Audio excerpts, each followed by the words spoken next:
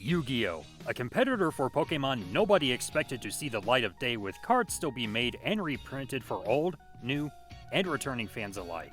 Starting off as a manga from 1996 of a kid with an Egyptian artifact his grandfather found and bestowed upon him, containing a pharaoh in sight to fill his shoes of playing games and being 95% unbeatable to say the least, while the protagonist and his friends tag along and teach the importance of friendship to the audience. And also dealing with a rich prick too. It has become a worldwide phenomenon in the card game world. While people like myself were glued onto the anime and the cards, the franchise also had its fair share of video games, whether or not it was centered around Duel Monsters. And after hearing the announcement of the early days collection and what it contained, I was like, sold! I also admit I only played and owned a handful of these titles before regretfully selling my GBASP and small library of games, so it'll be great to re-experience them on modern hardware. And another disclaimer, I'm going into a majority of these games blindfolded, so I apologize if I piss off half of you if I treat your favorite titles unfairly. I'm also gonna judge these games based on my first few minutes of experiencing these games, so no story details or anything else of that nature, because I don't want this video being 1 hour plus long. So let's get started with the first title.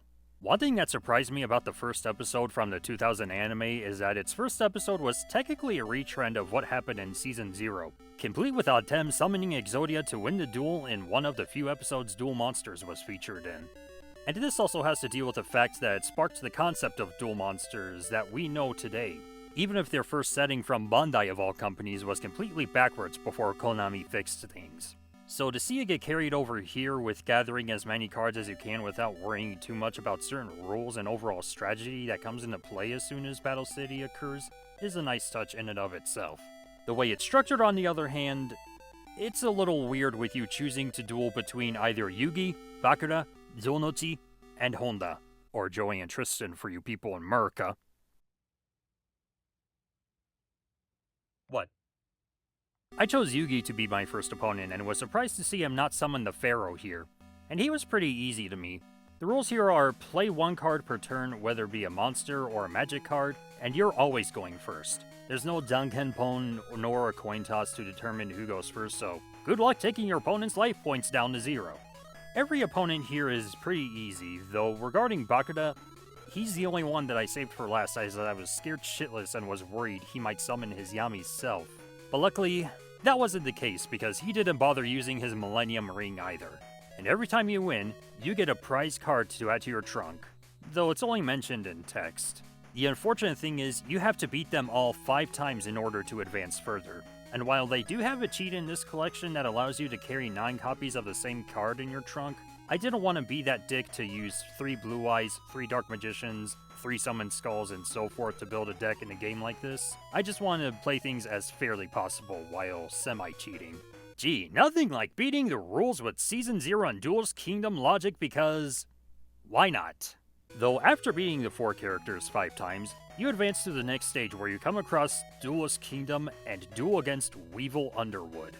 And if you thought Yugi and the others were easy, this dude is tough as balls. So tough that I even had to use the rewind feature here and there. One thing that also caught me off guard was that while the manga started in 1996, this game in 1998, and the Duel Monsters anime from 2000, I'm gonna make a safe bet that because of the game's release, the manga was taking place around the Duelist Kingdom arc around the time, but I can't confirm nor deny that for myself. Although I didn't sit through this as much as I thought I would, it was an okay attempt to incorporating the card game into game format.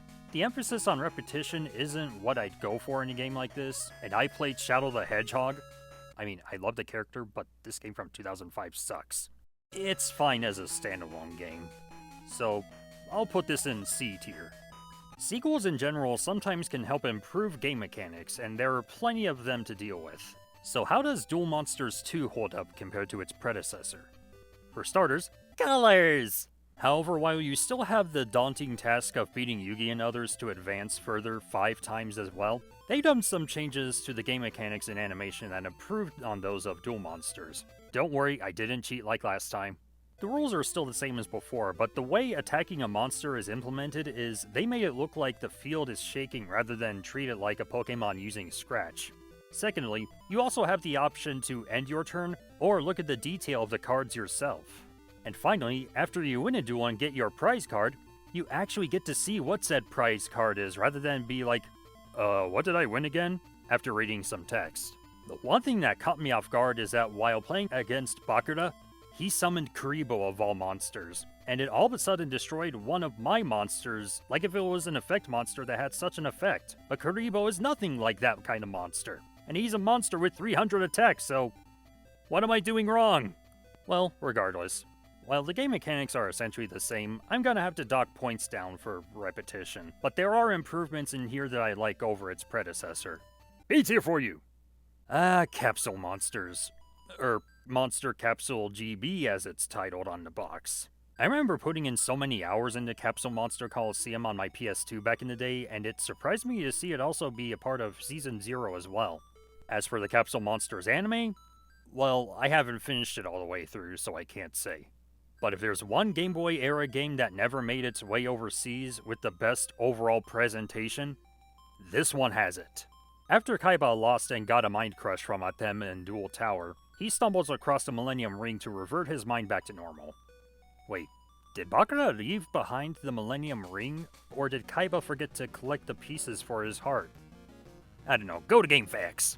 Yugi and the gang get invited to Duel Tower, again. Only to find out Kaiba gets some henchmen to help him out and turn Yugi's friends and his grandfather into dolls. Oh, why didn't they include Yugi to be turned into a doll as well is beyond me. Atem snaps, and he's like, "How could you do this, Kaiba?"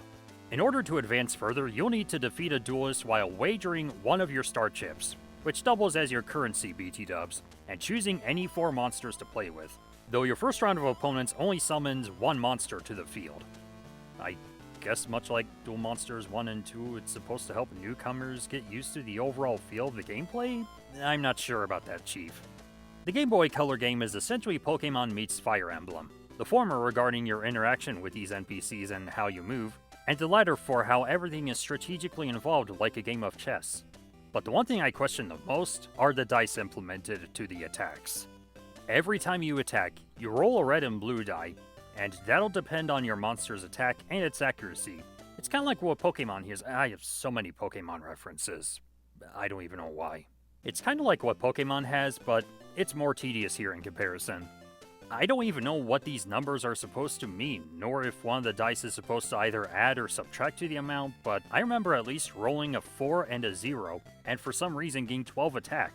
This RNG shit is more convoluted than figuring out how Kamen Rider Paradox level 99 works when 50 plus 50 is 100. Well, needless to say, with the exception of the dice mechanics, this is definitely a lot of fun if you're looking for a more Pokemon-esque kind of journey. This is going above Duel Monsters 2 and in A tier. Without the dice, it would have been perfect. Otherwise known as Duel Monsters 3 in Japan, Dark Duel Stories is the first Game Boy game to make its way overseas. And you'll never guess what kind of game it is. Same goddamn thing as the other two. Though to be fair, they also changed things up a bit here.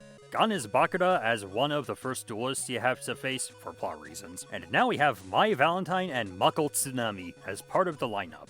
I chose Mai as my first opponent to duel because teach me about bazongas! And at first, things were going smoothly like the previous titles, but then she whipped out one of her harpy ladies and things got interesting.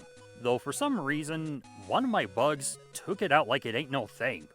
And I won, but I don't want to go through the struggle of doing 5 duels in one sitting again for the same character to advance further.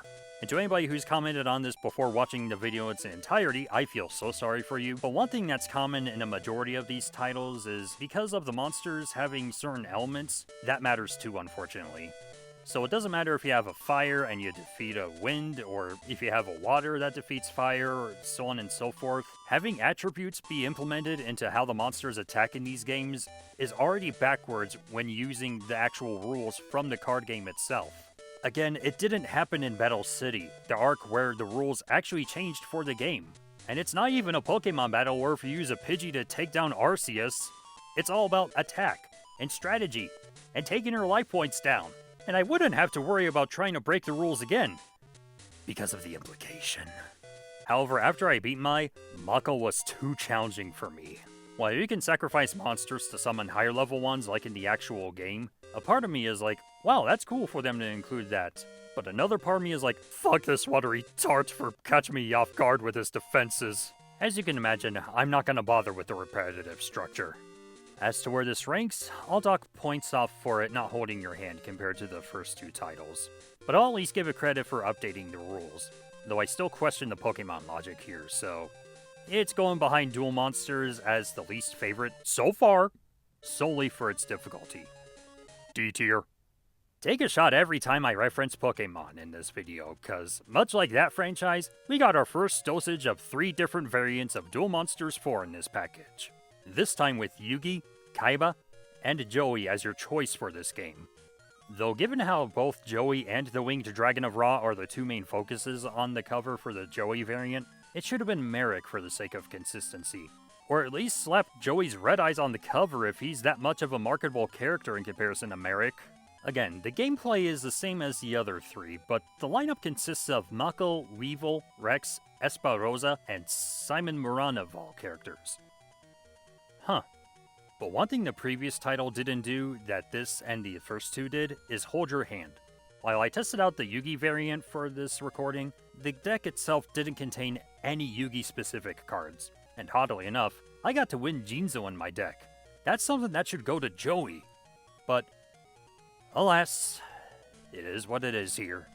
And speaking of other characters, you get the exact same deck list for all 3 variants of the game, as well as the first 5 opponents to duel against. Since they're all the same mechanically, there's no need to rate these individually. I'm gonna rank this below the first game solely for false advertising. Into C tier you go! Remember how revolutionary Dungeon Dice Monsters was? No? Well, it was a part of the anime. Would you like a doggy suit to be included in the package for this game rather than actual cards? While Dungeon Dice Monsters as a concept is interesting to say the least, the gameplay doesn't hold up to anyone's expectations unless if you've read the rules as meticulously as possible. Especially in the rulebook that's programmed in here, which I tried my best with that. And even after using the cheat to get all the dice and emblems, it still wasn't enough for me to get invested in the game. Not even after reading the manual itself. For starters, about 70% of the game is all about waiting and rolling to get the necessary stats. And it's so picky with what you can and can't do. And there are a multitude of tournaments you can enter in, as well as edit your deck. As you can imagine, I said fuck all and did whatever the game wanted me to. So I wait, roll, summon, build up crests, and just when you think you can summon any dice space to fill up the field, I still felt like a fish out of water. So much so that I had 2 of my monsters die in front of my own eyes, including Karibo. What the hell, man? Maybe if I put in more effort and time into this title and understanding the game better, I'd give it a better rating, but as it is from my own perspective, I'm definitely putting this below Duel Monsters 3 for its sheer difficulty. No contest. Into the Shadow Realm you go! Or death. Whatever. The Eternal Duelist Soul, otherwise known as the first Duel Monsters game on the GBA, and the moment that iconic intro tune and gameplay started, I knew I was gonna be in for a treat, but that would be for a different game on this list. More on that later. As it stands, even if selecting a deck feels RNG to a certain degree, it's still playable if you're into Duel Monsters like I am. The opponent selection is pretty limited at first with Yugi, Joey, Taya, Tristan, and Bakura, though with Tristan and Joey, I was able to win against both characters no problem. But I wish the gameplay was sped up a little bit better. And for those who can't stand the background moving, I'm sorry, I have no control over that. While the familiarity with the cards isn't a problem, the pacing feels sluggish with everything you do between drawing, setting cards down, attacking, and so forth. It can feel tiring having to sit through everything like this. But if there's one advantage this has in comparison to the other games on this list, is consistency with the rules, complete with the different phases you go through during your progression. But that's all I could really say about this title.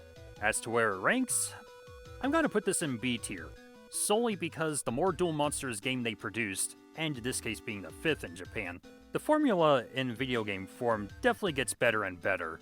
This one is a bit of an oddball in the collection because Duel Monsters 6 is only in Japanese, and since I can't understand the language yet, I was able to play through this game without having to worry about the language barrier. And also with the familiarity with the cards. Well, you thought I wouldn't recognize this as Monster Reborn? I knew it the moment I got started getting addicted into this goddamn card game. From a presentation perspective, it definitely reminds me of that other title I'll bring up, but the mechanics are still sluggish, unfortunately. And in here, the duels you face are randomized at first. And then after winning, you still get to collect card packs after every victory.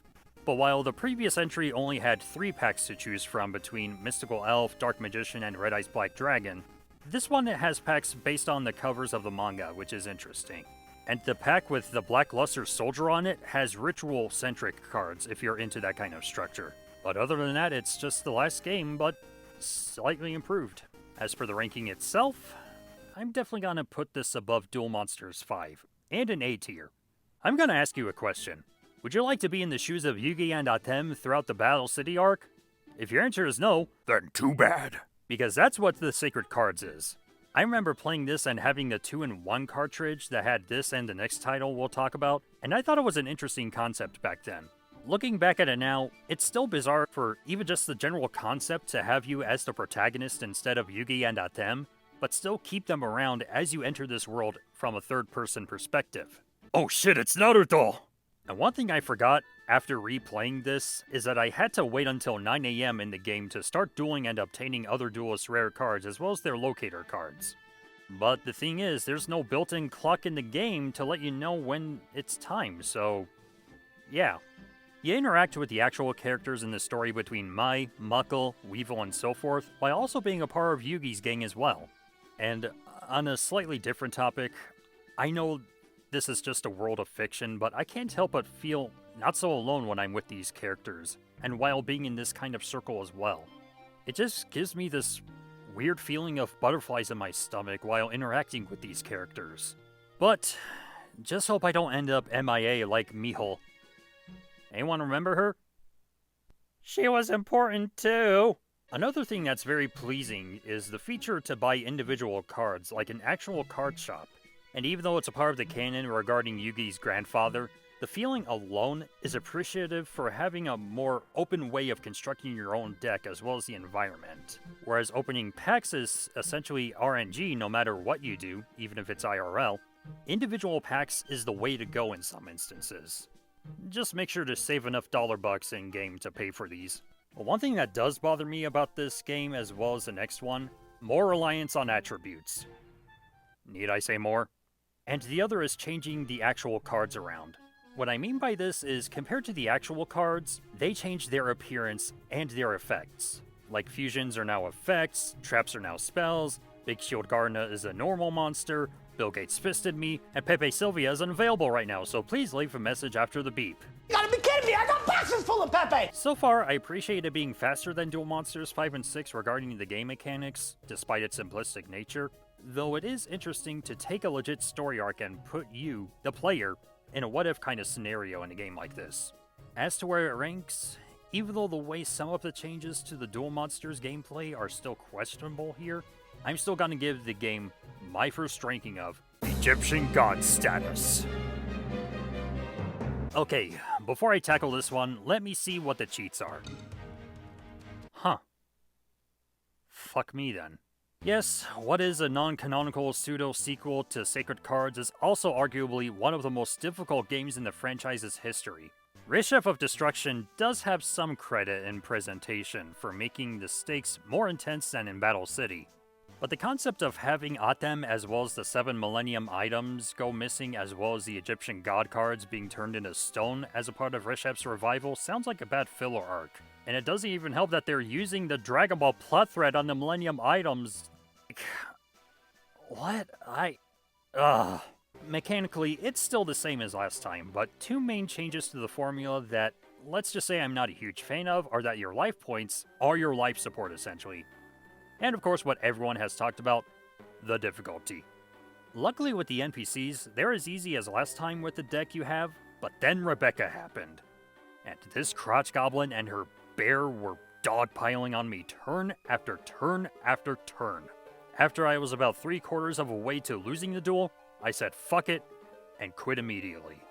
Maybe if I dueled more of the NPCs and used the in-game currency to buy cards like last time, I should be able to rebuild my deck to make it stronger, but as the game is, I'm gonna rank it above Dungeon Dice Monsters because while this is hard as balls as well, it at least has a structure of Duel Monsters down. The only thing I don't like about the dueling mechanics here is that the cursor automatically spins every damn time. It should be obvious where this is going, but I'll give credit for something. Much like last time, it at least lets you interact with people and still play Duel Monsters. But into death you go. Moving on. For those wondering what that one title I mentioned earlier in this video was, this is the one. The one handheld that I put the most hours in and made a self-discovery to import gaming in general, thanks to Meyer of all places, is Worldwide Edition 2003. I'm still a little salty my Japanese copy didn't come with the God cards. What the fuck, Konami? Okay, in all seriousness, this is exactly how I remembered it from my youth. This and Capsule Monster Coliseum on the PS2 are the two games I owned and put the most hours in. And one thing that improved the game mechanics for Duel Monsters 5 and 6 is the speed for each phase. Keep in mind, it's not so fast you can't understand it, but keeping the game at a faster pace is what I appreciate about this title the most. And one thing I found out not too long ago is that this is an updated version of Duel Monsters 6, and that one started implementing the Forbidden List in the OCG for the development of the game. So since my revisit, I decided to do a duel against Mako first, and then Atem, who kicked my ass, and then Taya, who I thought was going well at first, but proceeded to kick my ass in a tournament, but I didn't want to run away from the game because of my deck. It made me stay for nostalgia. But I said fuck it to Taya's turning round, so that's besides the point. Again, with a repetitive yet faster structure compared to the previous two Duel Monsters game on the GBA, I still have a soft spot for this as well. Even though I love this and Sacred Cards, I feel what Sacred Cards did better is fit you into the Battle City story and face against NPCs and canonical characters alike. So I feel even though I'm not pleased with the results of how they handled Duel Monsters in that game, there's so much variety in that regard. And the music and environment you're in also felt wholesome on top of that, depending on the area you're in. However, attributes. I'm probably gonna get a lot of hate for this, but I'm gonna rank this above Sacred Cards and Egyptian God status. While it's nice to roam around the world freely in Sacred Cards, the fact they retconned some of the cards in there are also where I take issue with for that game. As for here, it's always consistent with both the cards and the rules at the time of this game's release. And while at it, let's see if the Japanese copy can make me switch languages like on the actual Japanese cartridge. Yep, you still can. 10 out of 10 IGN!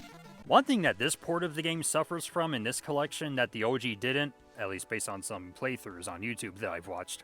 Lag! Don't believe me? Here's some unedited footage.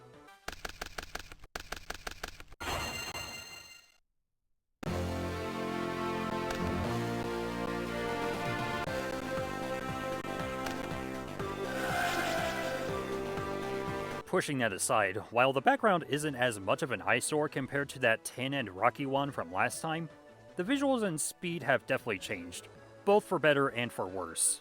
I appreciate the drawing still being fast like last time, but everything else, between viewing life points and dealing with the speed between your phases in-game, it's back to the slow speed from Duel Monsters 5 and 6. And it comes across as some weird Frankenstein's monster of a contraption in this regard. It would have been fine if they stuck with one speed or the other, but as the game is, because of the lag, at least in the port, I could only last one duel against Tristan. As for the ranking, I'm definitely gonna rate it below Duel Monsters 5 for the fact that, much like Rise of the Beasts as a whole to the Transformers films, this also has an identity crisis. Lag or no lag, I said what I said, no contest. B tier before Eternal Duelist Soul. Another oddity to include in the collection. Much like with Dungeon Dice Monsters, I had a hard time understanding the mechanics in Destiny Board Traveler, which is essentially Mario Party with Duel Monsters elements in this case from my understanding. So I select the Bazanga Duelist and look at my deck, roll a die, move around places, and not once did I get a single star chip, nor did I battle any monsters like my opponents did. The closest thing that happened to me was gain life points. And that's it.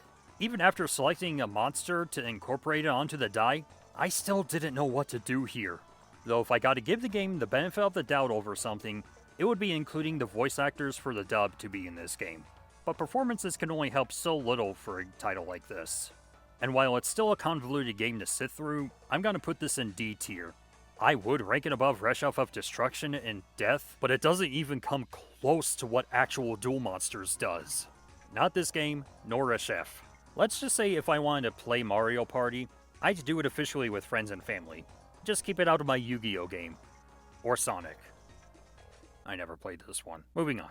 Alright, final game on this list. After sitting through 13, I can't wait to be another person to double the amount of trials to overglorify things. Will this be the end-all, be-all of all games in this collection?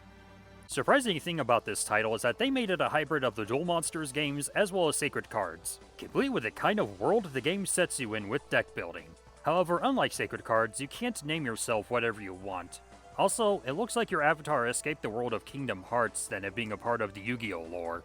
So I get my deck and a handful of packs, I go outside to duel this hippie-looking guy and thinking everything was going normal, until Mokuba interrupted me and is like, "Hey, you have illegal cards here!"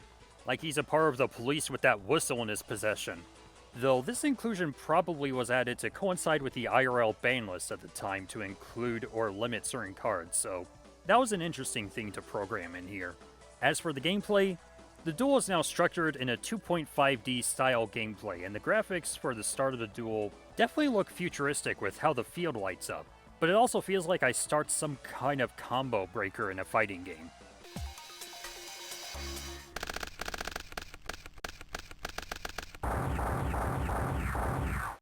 Or in Kamen Rider X8, or number 1 Sentai Go Juja, or B. Arthur. The layout itself is a fine update, but I feel they could have added a little more visual pizzazz to make it pop. Like maybe a customizable background for the field rather than make it a straight up black one, or at the very least have a background of sorts. But I'm probably asking for too much. I mean, even the backgrounds from the previous titles did something, whether it was an ISO or not. Also, whenever a card is sent to the graveyard, I love the fact that it just explodes, like if it was a head that got its brains blown off by Ash in the Evil Dead films. Swallow this. So after being the hippie, I was able to duel Joey next, but was unable to be the victor here. And part of that, much like with the previous games, might have to deal with the fact that I haven't upgraded my deck in-game, so I might tackle the NPCs first before challenging a canonical character to a duel. And it also might have to deal with the fact that it's been so long since I played the OG format of Duel Monsters, so I don't know, you be the judge on that. As for how it is, it's definitely better than 2004 by a long shot, but it's not quite up there with Worldwide Edition. It's definitely better than the Mario Party clone for sure. Since we have 3 Egyptian god cards, I have no choice. This one has more flair in comparison to Duel Monsters 6, so I welcome 7 Trials to Glory to Egyptian God status!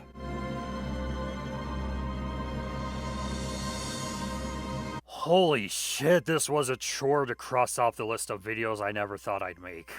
But as a person who grew up with the OG Yu-Gi-Oh! As well as Duel Monsters around a tenure before GX came around, it was an interesting experience getting to witness most of these games for the first time.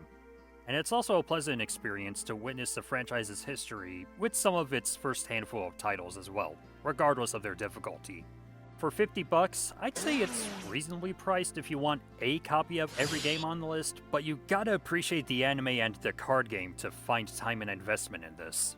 Otherwise, if you still have your cartridges of these games on the original respective hardwares, and you only have a handful of favorites from what's included here, you might want to pass on this. The rewind feature is such a nice inclusion, but I can't call it game-breaking unless if I royally mess something up in these games, and it can only do so much in some cases.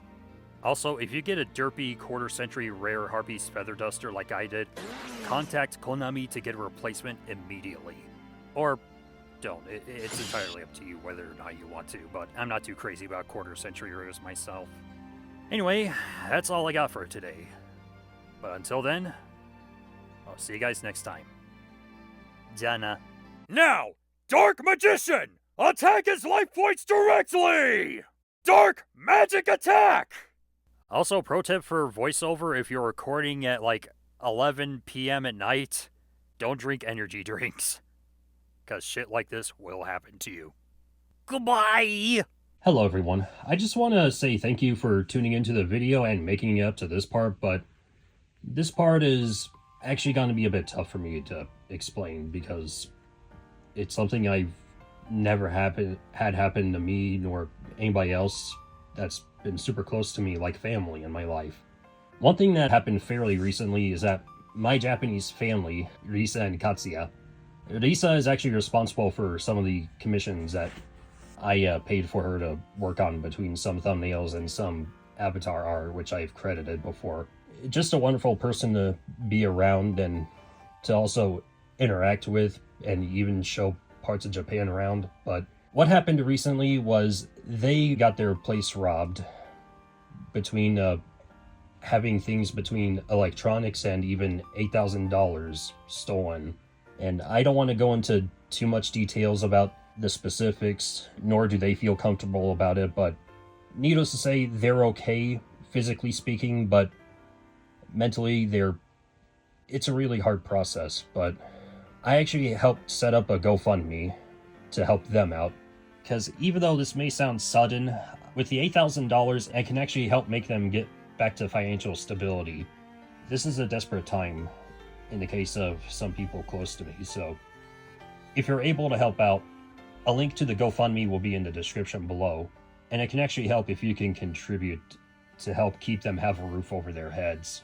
Because the last thing I want to see is any of my friends of the family actually go through a similar predicament that these people have faced, and just not have the proper care taken for them, and just not have the proper care given to them. And another thing that she can also do is if you want a custom avatar art for yourself or just a piece of commissioned art, she's welcome to do that for you as well. But she's also welcome to do plushies, blankets, keychains, what have you. It'll mean a lot to us, but we thank you for your time for making it to this part of the video. In the meantime, I'll see you guys next time. Jana.